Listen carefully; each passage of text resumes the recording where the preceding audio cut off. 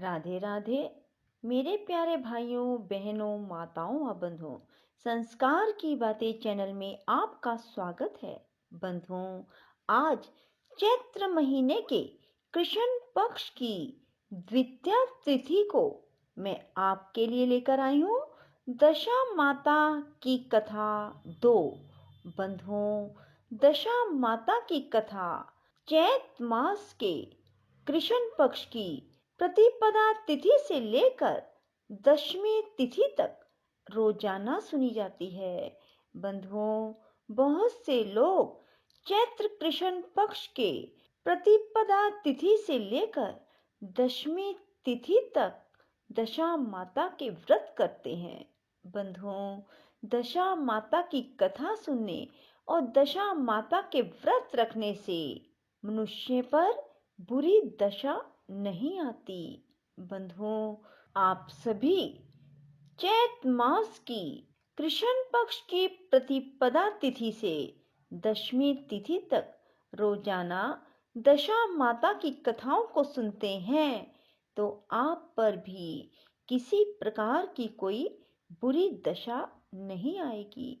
बंधुओं, यदि आपने संस्कार की बातें चैनल को अब तक सब्सक्राइब नहीं किया तो जरूर करें और बेल आइकन दबाना ना भूलें ताकि आपको हमारी आने वाली सभी वीडियोस की जानकारी सबसे पहले हो सके। बंधुओं, वीडियो को पूरी सुनने के बाद कमेंट बॉक्स में जय दशा माता की जरूर लिखें। बोलो दशा माता की जय हो। एक घर में सास बहू रहती थी। बहू का पति परदेश में गया था। एक दिन सास ने बहू से गांव में से आग लाकर भोजन पकाने को कहा। बहू गांव में आग लाने गई पर किसी ने भी उसे आग नहीं दी। सभी ने कहा कि जब तक दशा माता की पूजा नहीं हो जाती तब तक आग नहीं मिलेगी। बेचारी बहू खाली हाथ घर लौट आई। उसने सास को बताया कि गांव भर में आज दशा माता की पूजा है, इसलिए कोई आग नहीं दे रहा। शाम हो जाने पर सास आग लेने गांव में गई तो स्त्रियों ने उसे आराम से बिठाया और कहा कि सुबह तुम्हारी बहू आग लेने आई थी, परंतु हमारे यहाँ पूजा नहीं हुई थी, इसलिए आग नहीं दे सकी। सास आग लेकर अपने घर पहुंचे ही थी कि एक आदमी बछड़ा लिए आया और उसके पीछे एक गाय थी।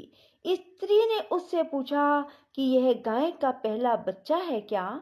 आदमी ने उत्तर दिया, हाँ। उसने फिर पूछा कि बछड़ा है या बछड़ी?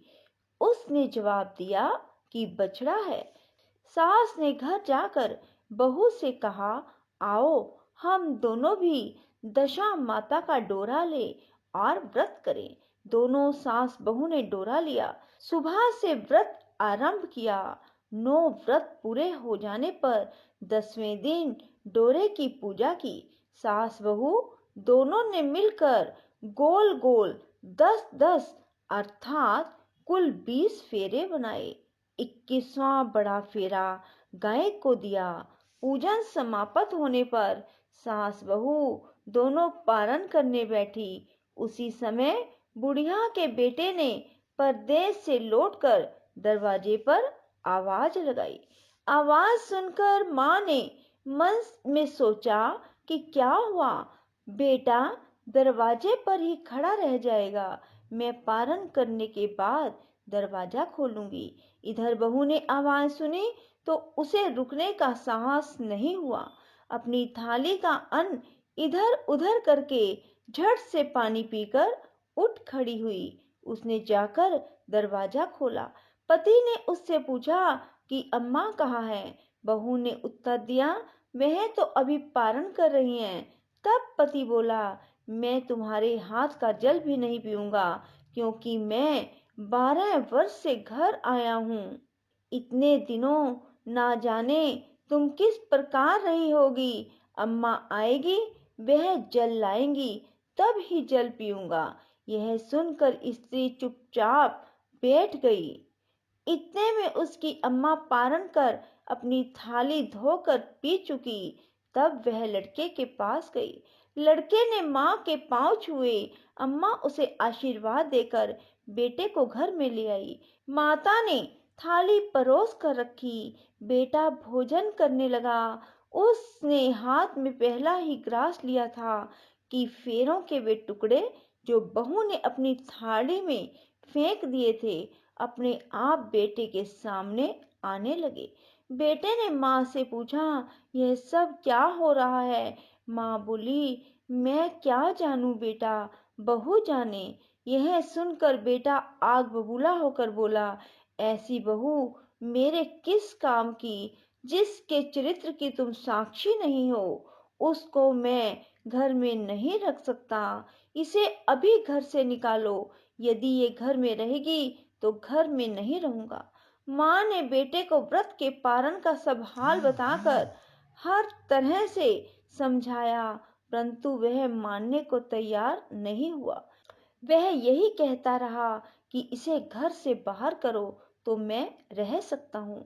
माँ ने सोचा, बहू को थोड़ी देर के लिए बाहर कर देती हूँ। जब लड़के का गुस्सा उतर जाएगा तब बहू को बुला लूंगी।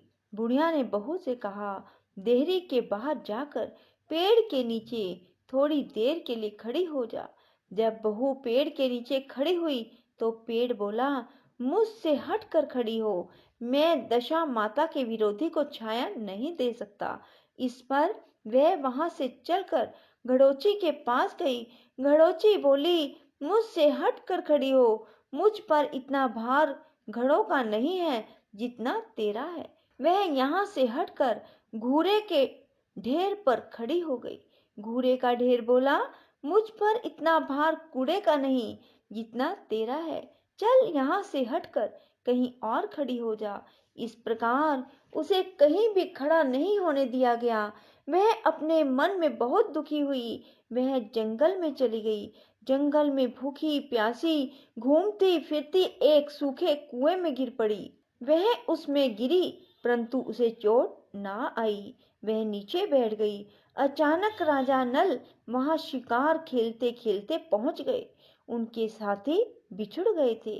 वह प्यास के कारण उसी कुएं पर आए जिसमें वह स्त्री बैठी थी। राजा नल के भाई ने कुएं में पानी के लिए लोटा डाला तो उस स्त्री ने लोटे को पकड़ लिया। भाई ने नल से कहा, इस कुएं में किसी ने लोटा पकड़ लिया है। तब राजा नल ने कुएं पर आकर कहा, तुम यदि पुरुष हो तो मेरे धर्म के भाई हो और यदि स्त्री हो तो मेरी धर्म की बहन हो। तुम जो भी हो बोलो, मैं तुम्हें बाहर निकाल लूंगा। स्त्री ने आवाज दी। राजा ने उसे बाहर निकाल लिया तथा हाथी पर बैठाकर राजधानी ले आया। महाराज को शिकार से लौटकर महलों की ओर आते देखकर सब ने महारानी को महाराज के आने की सूचना दी। सेवकों ने एक स्त्री को हाथी पर बैठा देखकर रानी को बताया, महाराज एक नई रानी को साथ ले आ रहे हैं। यह जानकर रानी बड़ी दुखी हुई। इतने में महाराज भी वहां आ पहुंचे। रानी ने हाथ जोड़कर विनती की, महाराज मुझसे ऐसी क्या गलती हो गई जो मेरे रहते आपने दूसरा विवाह कर लिया। राजा नल ने हंसकर उत्तर दिया, यह तुम्हारी सोच नहीं ननद है, मेरी धर्म की बहन है। तुम्हें उसके साथ अपनी सगी ननद की तरह बर्ताव करना चाहिए। यह सुनते ही महारानी का मुख प्रसन्नता से कमल की भांति खिल उठा। वह बोली, अब तक मैं ननद का सुख नहीं जानती थी। अच्छा हुआ जो मुझे भाग्य से नंद भी मिल गई। राजा ने उसका नाम मुंह बोली बहन रख दिया और उसके लिए अलग महल बनवाया। उसके दिन अब सुख पूर्वक बीतने लगे। एक दिन राजा की घोड़ी का बच्चा हुआ तो राजमहल की स्त्रियां बधाई गीत गाने लगी। मुंह बोली बहन ने अपने दासियों से कहा, बाहर जाकर पता करो कि किस बात की बधाई गाई जा रही है। दासियों ने बताया, महाराज की घोड़ी ने अच्छी घड़ी में एक उत्तम बछड़े को जन्म दिया है। उसकी बधाई गाई जा रही है। मुंह बोली बहन ने पूछा, क्या घोड़े ने पहली बार जन्म दिया है? दासियों ने उत्तर दिया, हाँ। तब मुंह बोली बहन ने महारानी के पास जाकर कहा, आओ भाभी रानी, हम दोनों दशा माता का डोरा लें। रानी ने पूछा, डोरा क्या चीज है, मुझे समझाओ।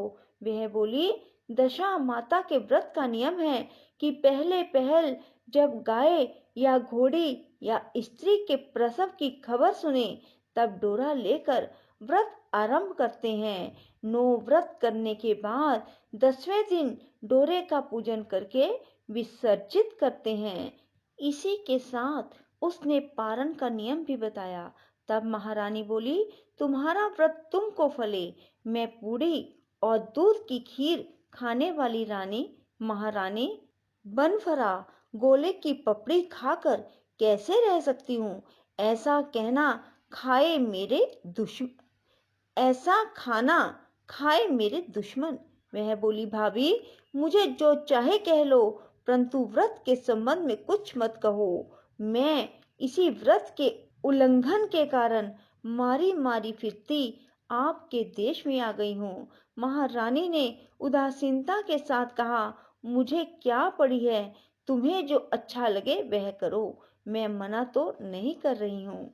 मुंह बोली बहन ने श्रद्धा पूर्वक डोरा लिया, 9 दिन तक व्रत किया। 10वें दिन विधिवत पूजन किया, गोला फरा बनाए और संध्या को पारण करने बैठी। उसी समय उसके पति को अचानक कुछ प्रेरणा सी हुई और वह अपनी माता से आज्ञा लेकर अपनी पत्नी को ढूंढने चल दिया। घूमता फिरता वह राजा नल की राजधानी में पहुंच गया और अपनी पत्नी का पता लगाने लगा। उसने एक कुएं पर कुछ औरतों को बातें करते देखा। एक कह रही थी, राजा की मुंह बोली बहन बहुत ही सुंदर स्त्री है, आजकल उसी का किया हुआ सब कुछ होता है। दूसरी स्त्री बोली, वह सुंदर होने के साथ साथ धर्मात्मा भी है, जब से आई है तभी से उसने सदा व्रत खोल रखा है, उसके दरवाजे से कोई भी व्यक्ति खाली हाथ नहीं लौटता। तीसरी स्त्री बोली, वह जैसी धर्मात्मा है वैसी सदाचारणी भी है। चौथी स्त्री बोली, वह सदाचारणी और सर्व प्रिय भी है, सारी प्रजा उससे खुश है।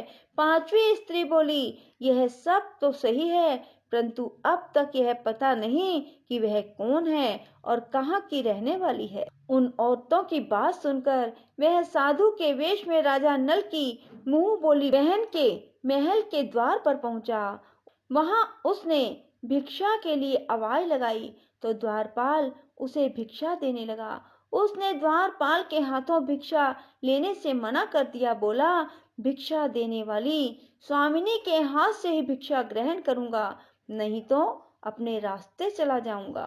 तब द्वारपाल ने उससे कहा, इस समय वह दशा माता का व्रत करके पारण कर रही है, पारण समाप्त होने के बाद ही वह तुमको भिक्षा दे सकती है, तब तक तुम इंतजार करो। वह चुपचाप बैठकर इंतजार करने लगा।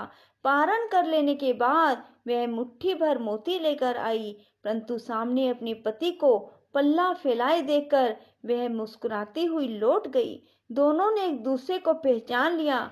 महारानी ने मुंह बोली ननद को मुस्कुराते देखकर कहा, जब से तुम आई हो आज तक मैंने तुम्हें मुस्कुराते नहीं देखा, आज इस साधु को देखकर हंसने का क्या कारण है? मुंह बोली बहन ने उत्तर दिया, वह साधु हमारे घर का है।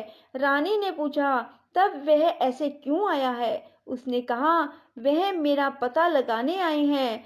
महारानी ने राजा नल से कहा, तुम्हारी मुंह बोली बहन के घर के लोग आए हैं। राजा ने कहा, उनसे कह दो कि अभी यहाँ से घर जाकर वहां से हमारी हैसियत से आए, तब मैं अपनी बहन को विदा करूंगा। राजा नल की मुंह बोली बहन का पति घर जाकर अपने माँ से बोला, तुम्हारी बहू राजा नल के यहाँ उसकी बहन बनकर रह रही है, वह रोज सदा व्रत करती है और नियम धर्म से दिन बिताती है।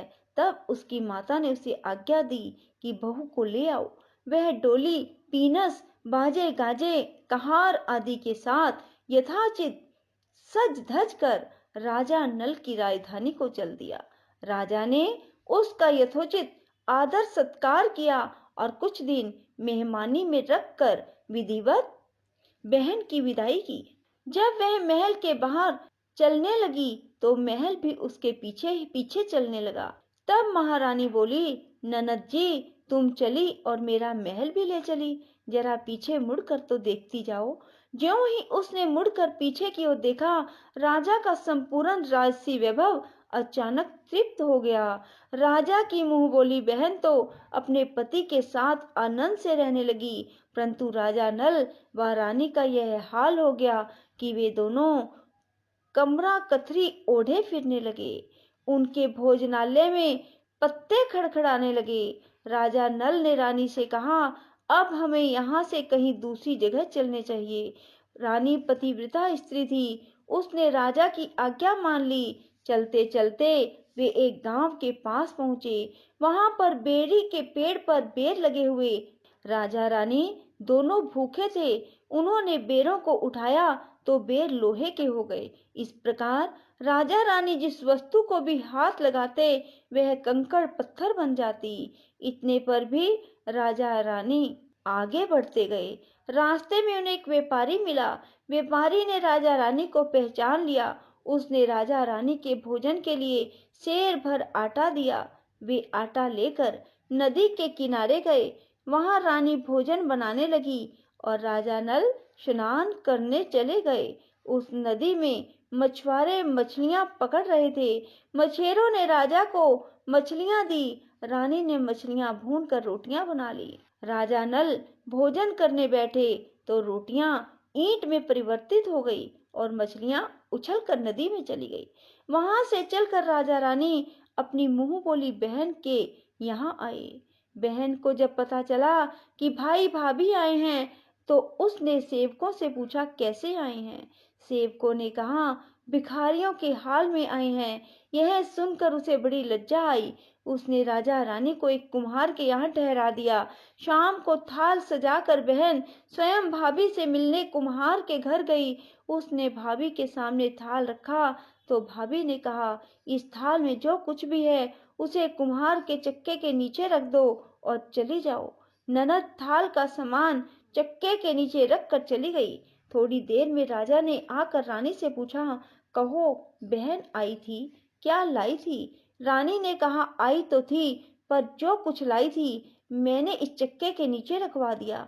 राजा ने वहां देखा तो वह कंकड़ पत्थरों के सिवा कुछ न रहा। राजा को समझते देर न लगी कि यह सब बुरी दशा के कारण है। भला वह मेरे लिए कंकड़ पत्थर क्यों लाएगी? अब राजा रानी वहां से चलकर अपने मित्र के घर गए। मित्र को लोगों से पता चला तो उसने उनसे पूछा, कैसे आना हुआ? उन्होंने उत्तर दिया, भिखारियों के हाल में आए हैं। मित्र ने दुखी होकर कहा, कोई बात नहीं, जैसे आए वैसे अच्छे आए, आखिर मित्र हैं, उन्हें महलों में ले आओ। मित्र ने उन दोनों का स्वागत किया, स्वादिष्ट भोजन कराया, एक कमरे में उनके लिए पलंग बिछवा दिया। उस कमरे में एक खूंटी पर नौलखा हाथ टंगा था। आधी रात के समय राजा तो सो गए, परंतु रानी जाग रही थी। रानी ने देखा, हार वाली खूंटी के पास दीवार में एक मोर का चित्र बना हुआ है। मोर धीरे धीरे हार को निकल रहा है। रानी ने राजा को जगाकर वह दृश्य दिखाया। राजा ने सोचा, यहाँ से चुपचाप चलना चाहिए, नहीं तो सवेरे चोरी का कलंक लगेगा, तब मित्र को क्या मुख दिखाएंगे। बेचारे राजा रानी उठकर जंगल की तरफ चले गए। दोनों चलते चलते एक दूसरे राजा की राजधानी में पहुंच गए। वहां अतिथि और भिक्षुओं को सदा व्रत दिया जाता था। वे दोनों भी सदा व्रत लेने गए, परंतु उस समय सदा व्रत बंद हो चुका था। वहां के अधिकारियों ने कहा, यह लोग ना जाने कहाँ के अभागे आए हैं कि इन्हें देने के लिए कुछ भी नहीं बचा, फिर भी इन्हें एक मुट्ठी चने दे दो। उन्होंने इस प्रकार से अनादर और कड़वी बातों सहित दान लेना अस्वीकार कर दिया। वे दान अध्यक्ष की निंदा करते हुए बोले, ऐसी कंजूसी है तो सदा व्रत देने का नाम ही क्यों करते हो? दान अध्यक्ष बोला, यह तो बड़ा घमंडी भिक्षुक लगता है, भीख भी मांगता है और गाली भी देता है, इनको हवालात में डाल दो। इस प्रकार दोनों को एक कोठरी में बंद कर दिया गया। एक एक मुट्ठी चने दोनों को खाने के लिए मिलने लगे। जिस कोठरी में राजा रानी बंद किए गए थे, उसी के पास आम रास्ता था। एक सफाई कर्मचारी राजा की घुड़साल साफ कर उसी रास्ते से निकला करती थी। एक दिन वह बहुत देर से निकली। रानी उससे पूछने लगी, आज तुम्हें इतनी देर कैसे हो गई? वह बोली, आज राजा की घोड़ी के बछड़ा हुआ था, उसकी टहल में देर हो गई। रानी ने पूछा कि घोड़ी का पहला प्रसव है क्या? सफाई कर्मचारी ने बताया, पहली बार। रानी ने फिर पूछा, बछड़ा हुआ है या बछड़ी? सफाई कर्मचारी ने बताया, बहुत अच्छा बछड़ा हुआ है। यह सुनकर रानी ने राजा से कहा, एक बार मैंने तुम्हारी मुंह बोली बहन के डोरे का अनादर किया था, उसी दिन से हमारी दशा बदल गई। मैं आज दशा माता का डोरा लेना चाहती हूँ। राजा ने कहा, परंतु यहाँ पूजा की सामग्री कहाँ से आएगी? उसके नियम धर्म का पालन कैसे होगा? रानी ने उत्तर दिया, दशा माता ही सब कुछ करेगी, मैं तो उन्हीं का नाम लेकर डोरा लेती हूँ, फिर जो होगा देखा जाएगा। रानी ने 9 तार राजा की पगड़ी से और एक तार अपने आंचल का लेकर अपना डोरा तैयार किया और उसी समय से व्रत करने लगी। थोड़ी देर में ही वहां का राजा अपनी घोड़ी को देखने के लिए उसी रास्ते से निकला। राजा ने नल दंपत्ति को देखा, कोठरी में बंद देखकर पूछा, वे लोग कौन हैं और इसका क्या अपराध है? पहरेदारों ने कहा, ये लोग भिक्षा लेने आए थे, ये आपको आशीर्वाद देने के बदले गालियां देते थे। इसी कारण दान अध्यक्ष ने इन दोनों को कैद में डाल दिया। राजा ने कहा, यह तो इनका कोई अपराध नहीं है, इनको मनवांछित भिक्षा नहीं मिली होगी, इसलिए ये गालियां देने लगे होंगे। इनको संतुष्ट करना चाहिए था, ना कि कैद में डाल देना चाहिए। इनको अभी रिहा करो। राजा की आज्ञा से उसी समय दोनों को कोठरी से बाहर निकाला गया। राजा उनके पांव में पद्म और माथे पर चंद्रमा देखकर पहचान गया कि यह तो राजा नल और रानी दमयंती है। इस पर उसने दोनों हाथों से हाथ जोड़कर क्षमा मांगी और हाथी पर बिठाकर अपने महल में ले गया। कुछ दिन बाद राजा के यहाँ रहकर उन दोनों ने पूरे राशि ठाठ के साथ अपनी राजधानी की ओर प्रस्थान किया। रास्ते में वे पहले मित्र के यहाँ गए। मित्र ने राजा नल के आने की खबर सुनकर लोगों से पूछा, मित्र आए तो कैसे आए? लोगों ने कहा, अब की बात तो राशि ठाठ बाट के साथ हाथी, घोड़े, डंका, निशान, पालकी, पीनस और फौज को लेकर आए हैं। मित्र ने कहा, अच्छी बात है, आने दो। मेरे लिए तो जैसे तब थे वैसे ही अब भी हैं। आखिर हैं तो मेरे मित्र। राजा रानी मित्र के महल में गए। मित्र ने उनको आदर सत्कार के साथ उसी स्थान पर ठहराया जिस स्थान पर पहले ठहराया था। आधी रात के समय जब राजा सो रहे थे, रानी पैर दबा रही थी, तब रानी ने देखा कि मोर का चित्र जो पहले हार को निगल गया था उसे उगल रहा है। रानी ने राजा को जगाकर यह दिखाया। राजा नल ने अपने मित्र को बुलाकर दिखाया। मित्र बोला, मैंने तब भी तुमको चोर नहीं समझा था, ना अब समझता हूँ। यह दृश्य तुम्हारी बुरी दशा का फल है।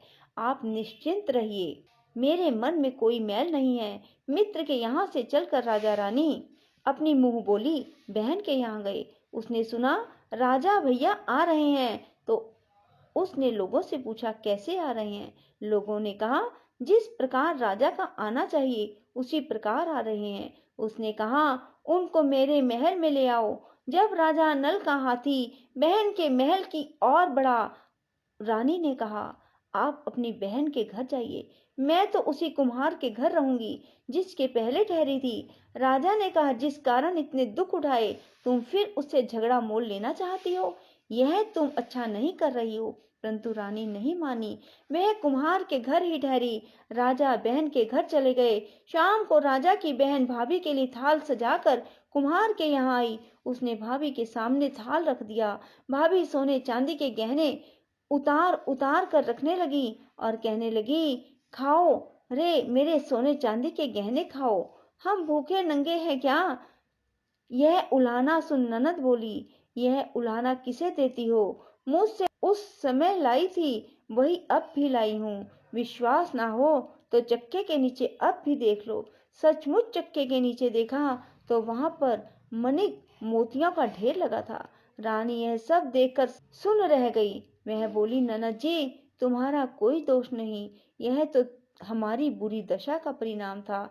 रानी ने ननद का लाया हुआ सब सामान उनमें अपनी तरफ से कुछ और जवाहरात मिलाकर ननद को वापस कर दिया, परंतु ननद को पूजा का न्योता देना भूल गई। वहां से चलकर राजा सूरा गाय के पास गया। गाय ने सेना सहित राजा को भरपेट दूध पिलाया। वहां से आगे चलकर वे नदी के तट पर पहुंचे तो वहां पड़ाव डाला, भोजन बनवाया गया। जब राजा भोजन करने बैठे तो उसी समय नदी में उछलकर गिरी हुई भुनी भुनाई मछली अपने आप थाली में गिर पड़ी। वह रोटियां जो ईंट बन गई वे रोटियां बन गई। राजा ने कहा, यह सब क्या हो रहा है, कुछ समझ में नहीं आता। रानी ने बताया कि ये रोटियां और मछलियां वे ही हैं जो उस दिन हमें नसीब नहीं हुई थी। मैं यदि आपसे उस समय कहती कि तली हुई मछलियां जल में उछल गई और रोटियां ईंट बन गई तो आप कदापि भी इसे सच नहीं मानते। इसी कारण मुझे बहाना बनाना पड़ा।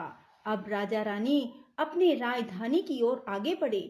जब राजा की फौज अपनी राजधानी के समीप पहुंची तो वहां के लोगों ने समझा कि दूसरे राजा ने राजधानी पर आक्रमण कर दिया है। वे घबरा गए। वहां के लोग नजराना लेकर राजा से मिलने गांव के बाहर आए, परंतु यह क्या, यह तो अपने राजा हैं। लोगों की प्रसन्नता का ठिकाना न रहा। वे श्रद्धा भक्ति के साथ महाराज के आगे चलकर उन्हें उनके महल में ले गए। राजा रानी ने महल में प्रवेश किया। रानी ने तुरंत दशा माता की पूजा का प्रबंध किया। उसने उस पूजा में नगर की सब सौभाग्यवती स्त्रियों को बुलाया।